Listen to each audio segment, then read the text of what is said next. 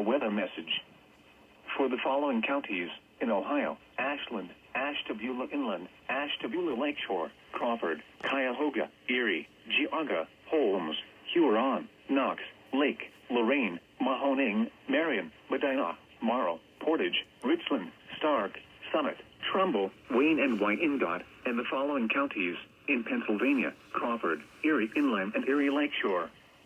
Wind advisory remains in effect from 7 p.m. Saturday to 10 a.m. Eastern Standard Time Sunday. Timing: winds will begin to increase late tomorrow, but the strongest winds are expected Saturday night and early Sunday.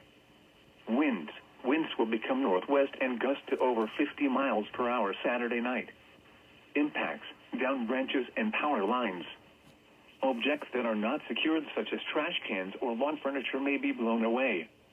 A wind advisory is issued for sustained winds of 31 to 39 miles per hour or gusts between 46 and 57 miles per hour. Winds of this magnitude can cause minor property damage without extra precautions. Motorists should use caution, especially motorists in high-profile vehicles. The extended forecast for northeast inland Ohio.